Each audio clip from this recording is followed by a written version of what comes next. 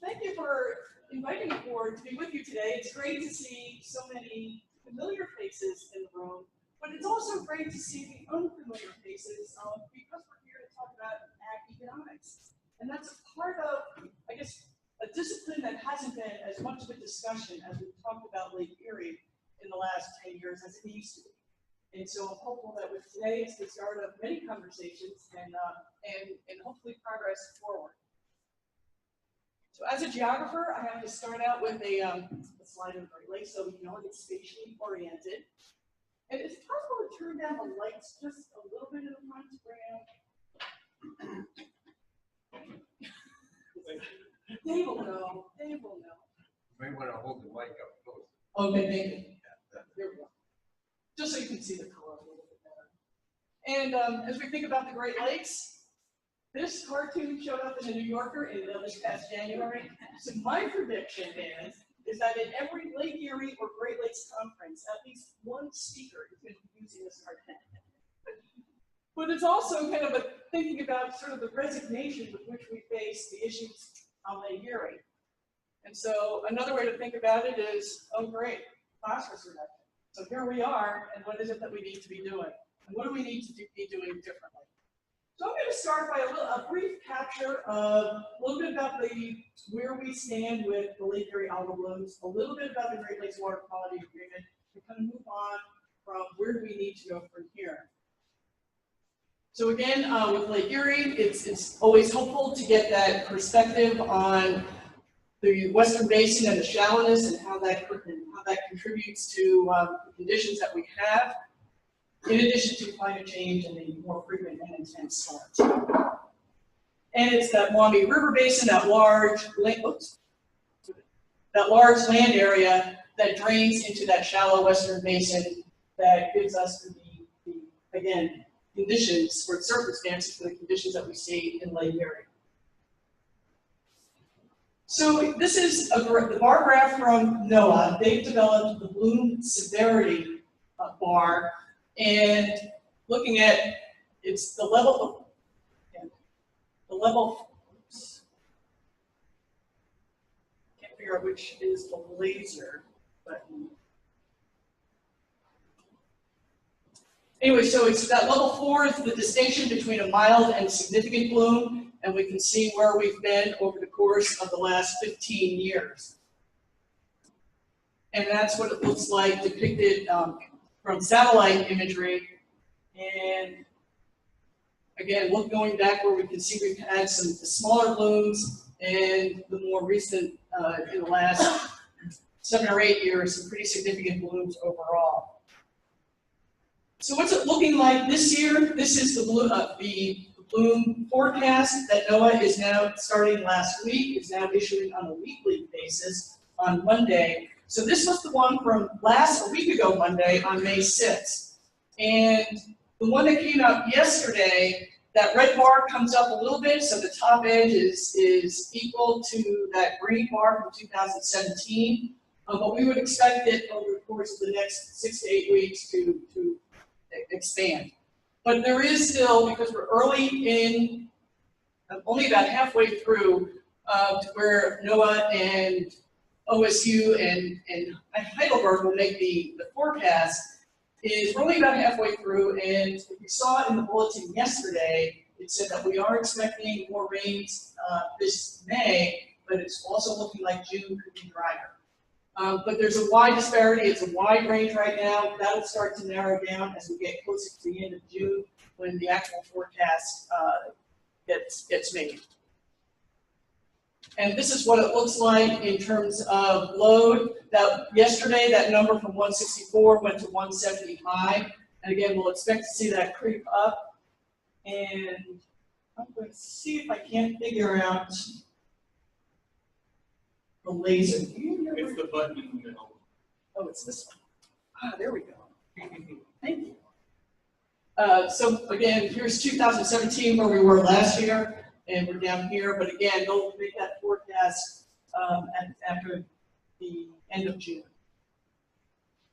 And that's what it looks like for the Maumee River for the spring cumulative load. Again, with yesterday's bulletin that came up just around that bar right up there. But again, there's that big disparity right now so far as we start to monitor this and we all pay attention to this between now and the end of June. And this is that severity index with the target bloom line right here. And you can see there that we still would have exceeded, even with a 40% reduction, we still would have exceeded a target bloom in 2011 and 2015. Again, it's that point of that target that we'll talk a little bit more in a moment is about hitting that target 9 years out of 10. And so we know that there are going to be years where we're going to exceed that target load due to weather conditions, but this is what it would have looked like over the course of the past 10 years. And I'd like to show just a couple of images from 2011 because I think it's always helpful to kind of remind ourselves what it looks like from the satellite imagery, from a plane, and then what it looks like close up. And I believe this is right off of South Patrick Walker Island in 2011. All of those images were from 2011. And then it's also that reminder of the difference in that example that Mother Nature gave us between 2011 and 2012. In that 2011, one of the largest loads we've seen, followed by the drought year of 2012. And we use this as an example to tell us that at whatever point we can turn down the loads of phosphorus into the lake will respond. It's got a short retention time, the lake will respond, but we don't want to have to wait around for drought years. We want these are the kinds of conditions that we want in a high rainfall springs, but only with this level of bloom. So this is, again, a brief capture of things that we've all seen over the course of the last 4 or 5 years. A number of comprehensive analyses have been done about where the nutrients are coming from. Recently reinforced by Ohio EPA's recent release of their updated nutrient mass balance study, that point sources have remained constant, relatively constant. They're not a driver. We know ag is the prevailing source.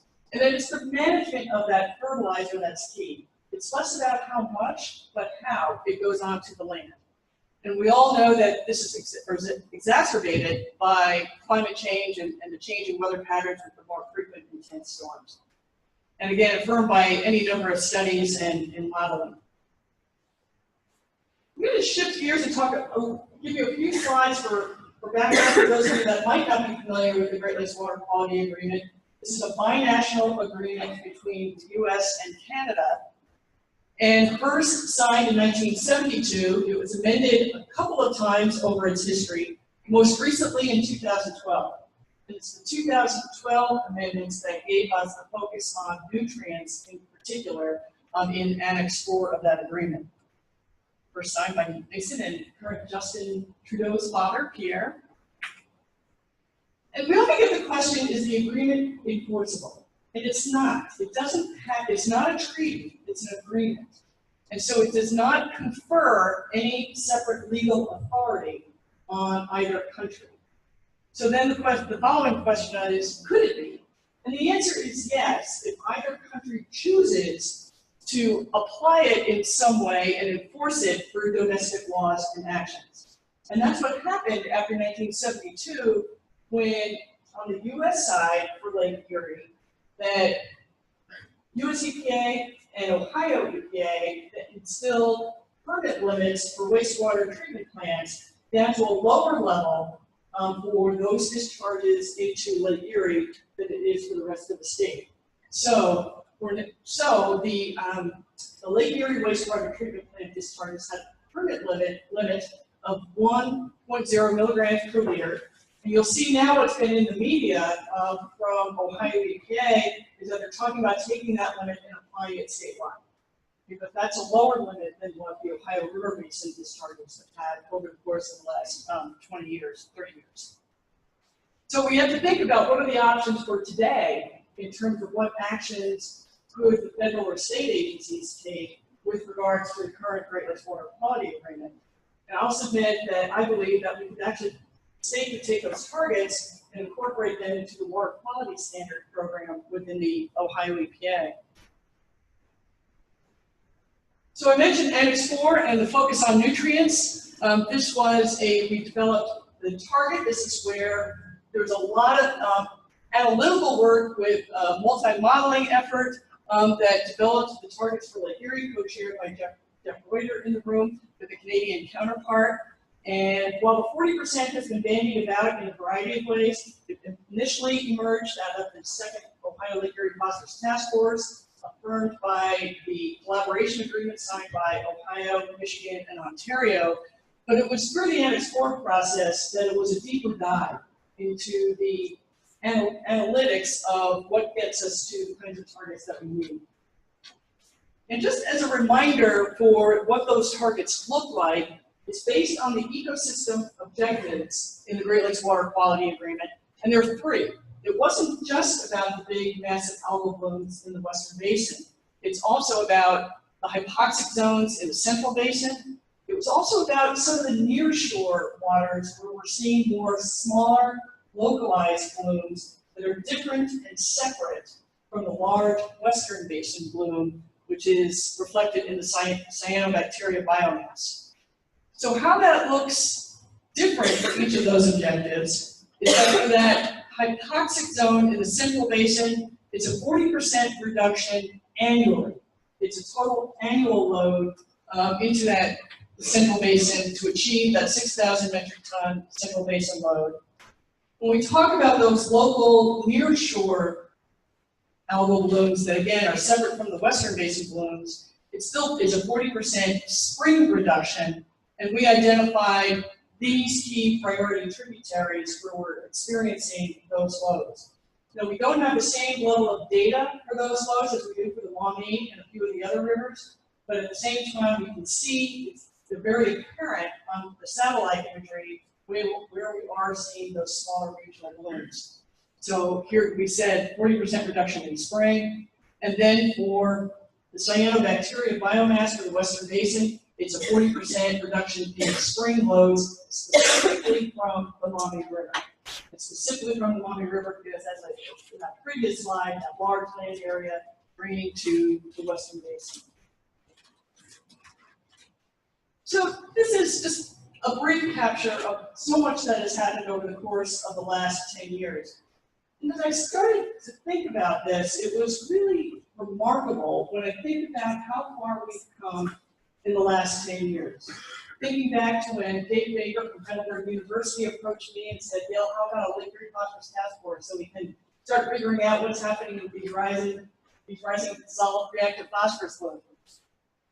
And so we did that. And at the time, there was no crisis. There was concern, but there was no crisis. But we took the time and invested our intellectual capital to sort of figure out what's happening out there. We cast a broad net in trying to look at relative contributions. There was the collaboration agreement. There was the 40% reduction targets. And while it's a bit reductive to capture all of this in a single bullet on a slide, there's an enormous amount of actions and investments that have been made, both on the part of the public agencies, on part of the commodity groups. There have been legal restrictions that have been put into place, including the ban on fertilizer application on frozen snow-covered or saturated ground, an enormous investment in state and federal funding. And so when I took a step back for myself without having to go through the exhaustive list, it's a lot. It's a lot that's been undertaken. However, we still have that resignation of we're not there yet. We have seen a couple of reports from Ohio EPA this spring that says we haven't started to move the needle yet. That despite what's been done, we're not seeing any reductions either in load or in that flow weighted mean concentration of phosphorus being delivered. So we still have more to do. And it's also a time, I think, of a phase shift as we have made an investment not just in the actions that I just described, but also in research. There's an enormous amount of information coming forward. Then I submit that we're at a point of a phase shift now as we start to distill this information down to give us better focus on what it is that we need to be paying attention to and where we need to turn our attention to invest in the future. So this is a white paper that was done. There's several of the authors in the room today. And this was our attempt to really, again, capture what's the state of the current research, what does it tell us, and what does that suggest to us in terms of what we need to do differently. It's also the first time that we brought in the social science behind all of this. With Robin Wilson's data, we're looking at some of the farmer survey, and looking at what's the interest, appetite, tolerance on the part of farmers to adopt some of these practices. This is key information that needs to inform how we design our programs. It's also our intent to update this paper on a periodic basis as more information comes to light. Because we continually need to be open to new information and let that guide us towards the future. So in terms of what's needed, before we talk about practices, there's a couple of things here programmatically that I think we can invest in. We need to sub-allocate that 40% reduction load of the mouth of the Maumee to the watersheds within the Maumee. And we need to scale that target load to the smaller watersheds. You know, Ohio EPA currently has a project underway with Tetra Tech to develop a methodology to do just that. And I'm suggesting that we need to accelerate that work. It's not rocket science, but we need to make those targets more local, more regional. We also need to start investing in tracking the adoption of certain practices, the adoption rate of certain practices. Now, I think this can be done maintaining privacy protections for the agricultural community, but at the same time, we need to do it. We need to do this because we need to connect land performance with water quality. We cannot manage what we do not measure. And so it's clearly, I think, an opportunity for us to start having the conversations about what are the options for how we do this. How is it that we can maintain privacy protections for the agricultural community, but at the same time have better accountability for public investment, in addition to trying to move towards where we need to go. And then I also have up here applied diagnostic tools to develop on-farm prescriptions. And many might say that's just another phrase for nutrient management plan. And that may be so, but I also think we have something to fix, not just manage. And we need to be able to use the diagnostic tools that are becoming available to be able to look at how do we zero in on where those parts of field, whether it's a field or a part of a field that has some high soil test levels of phosphorus, so that we can design the right prescriptions for an individual farm operation. So we need to get a lot more granular about what we need to do different within individual farm operations, and to be thinking about it from a diagnostic prescription perspective. I've got soil tests up there, and the P risk runoff index is under development.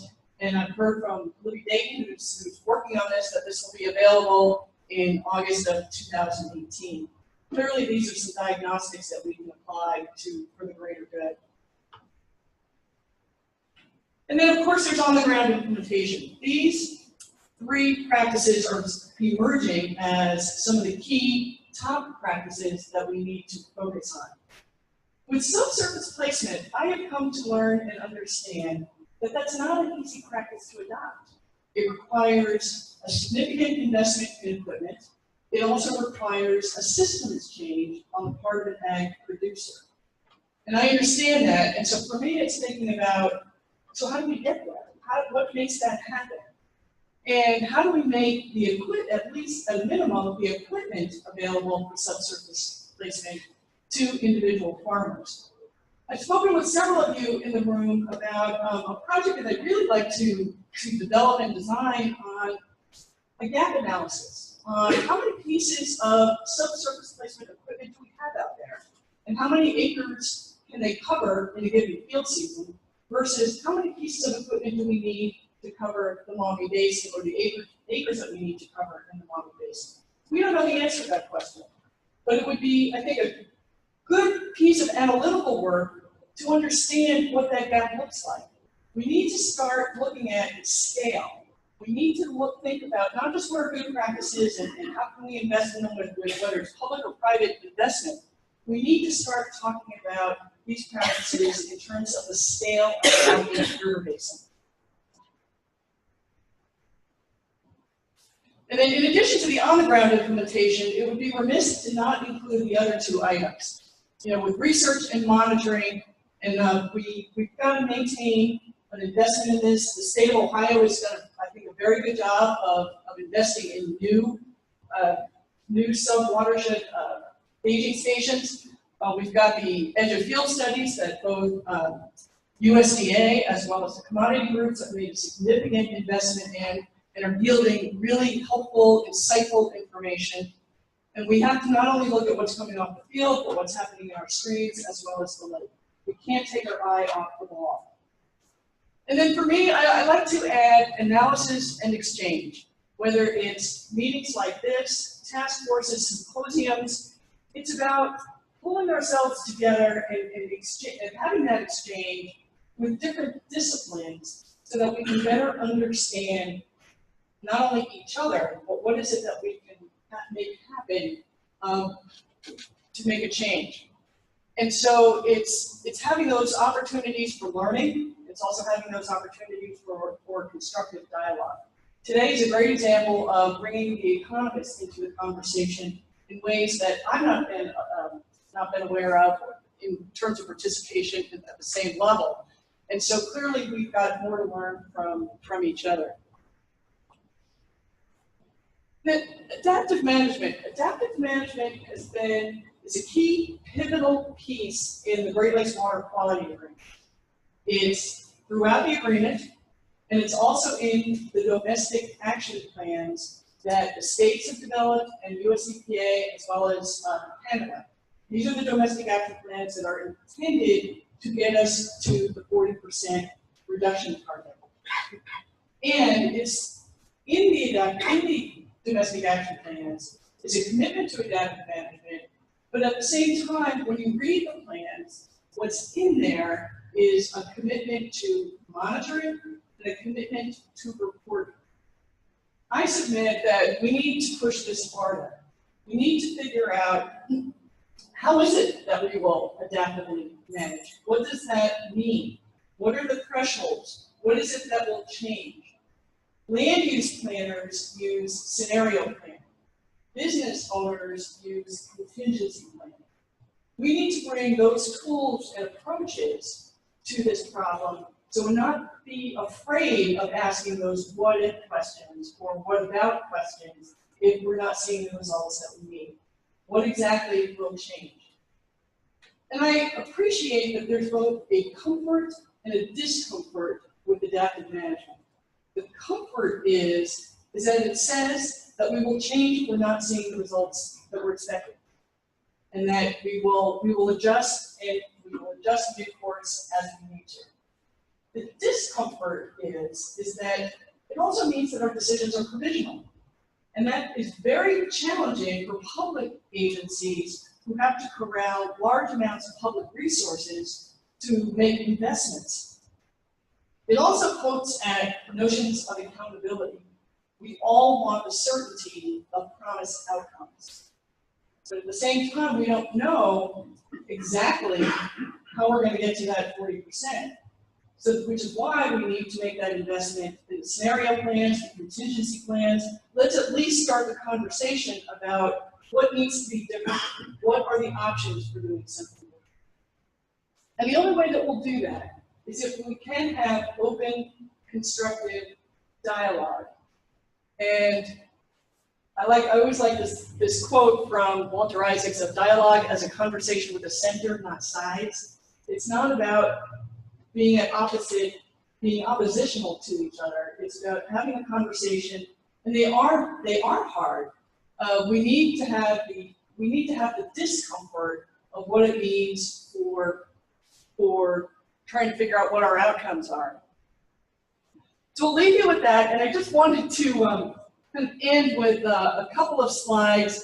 We are all familiar with the Lorax and the famous line that was taken out as a result of Ohio State and Roseanne Fortner writing to Dr. Seuss about that last line. And oh, by the way, the editions of this book that still have this line in them are worth a lot of money.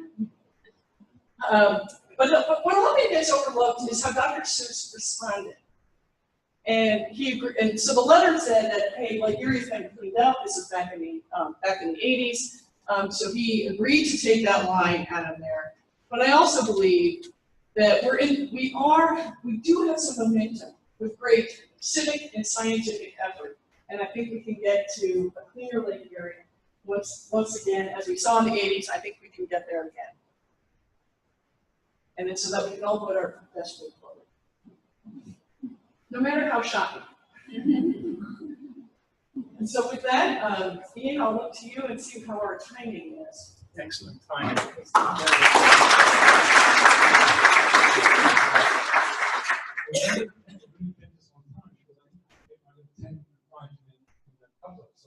So we actually have 5 minutes for questions. So there's a microphone down here, a rank, it's not on that bit. So what we'll do is we'll take a couple of questions. If you could just say who you are. Can you please stick to asking a question, speeches, polemics, or anything? So a straight question for Gail to answer. Then you can start the dialogue when we've asked the question. So here we have a question over here. No, I can speak. It seems like in the 1970s, or at least a long time ago, this was an issue, and I wasn't following it closely, but I remember one of the controversial things, they wanted to take phosphates out of dishwater soap. And I don't know what else they did, but it seems to have worked, because it seems like decades before I heard about it again, maybe 5 years ago it cropped up. What happened to change things? Well, what we did do was clean up the point source discharges, and the lake responded. But then we've seen a number of changes we know that it's coming from agriculture, as I mentioned earlier. Most of it, a predominant source, the prevailing source is agriculture. There have been some changes in agricultural practices. Some of it has to do with climate change and changing weather patterns. So it's a variety of things that we're seeing that has changed that is resulting in the delivery of more dissolved phosphorus into the lake.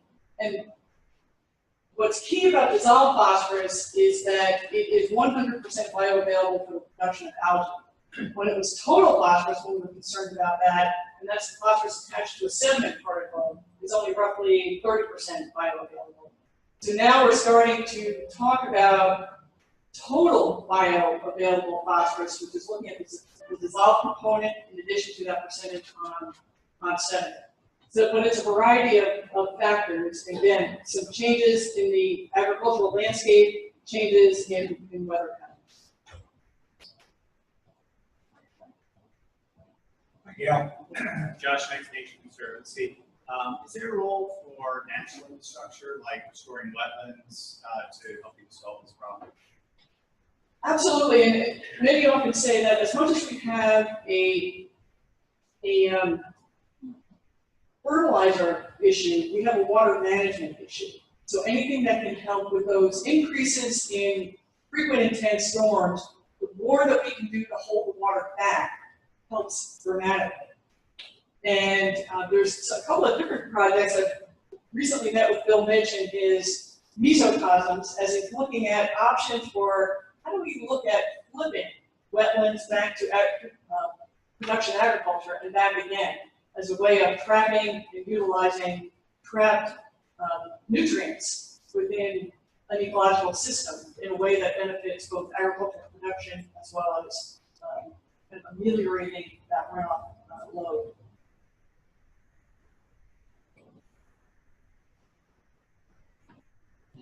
Lauren, I'm East Major. So there's blooms every year. Are there any long-term effects that last longer than a year? We're still trying to, some of the science, I'm looking at Kristen, because she helps to oversee the research that the Ohio Department of Higher Education has funded. In looking at some of the long-term effects, both from a fish standpoint, a human health standpoint, as well as I think we're still kind of in a learning process. And Kristen, if you want to add anything to that. The answer is no. Yeah. Yeah, so there are in geons. She is conducting a lot of the research on the effects on fish and fish tissues, so bioaccumulation of the toxin. There are also a lot of studies still going on, like Gail said, human effects. So just being exposed to the water, aerial exposure, if you're on a boat, drinking, those sorts of things. So long-term effects, especially people who have a compromised liver. And then hypoxia, kind of a longer-term effect. Okay, we have time for one more question. Brent? Oh. Sorry, I was one of the listeners. Sorry. Hi, Tracy Freeman with the Nature Conservancy. One of the things that we have heard as a result of the mass balance study being released is that some of the measures that Ohio has taken legislatively and voluntarily haven't had enough time to produce results. So we should, potentially at least give it a few more years because Ohio has taken some steps. I wondered what your thoughts are on that. Maybe, but at the same time, I kind of keep coming back to that difference between 2011 and 2012. I mean, we need, the lake will respond as soon as we can lessen that load, but we haven't lessened the load yet. The flow rate and mean concentrations are still the same, the load hasn't moved. So, yes, and, but I think it's more about, the issue is more about bringing things to scale. Because we don't have enough practices in place across the landscape to move that needle. So whether that's the issue related to time, perhaps, I don't know that it's more than that necessarily, in my view. Okay, we do have time for one more question. Hi, Tori Cockrell, Wilmington College. I'm most interested in farm bill. I'm wondering if you have any insight into how much this research is being worked into farm bill planning, conservation title development, so that these programs potentially be accessible. Well, I might turn to Terry to answer that question, but I can say that over the course of the last couple of years, USDA and NRCS have put close to $34 million on the landscape into the Maumee River. It's phenomenal, and whether that's through the standard farm bill programs, whether that's the RCPP project, whether that's a little bit of GLRI, there's some specialized funding that's been directed to the Maumee as a consequence. Where that's going in the future, I would look to Terry to see if he's got any insight he can share with us on that. He specifically said no answer. No answer. Okay. I think that's a good point. Maybe we can come back to that later on if we run out of discussion, panel discussion. So thanks once again to Gail.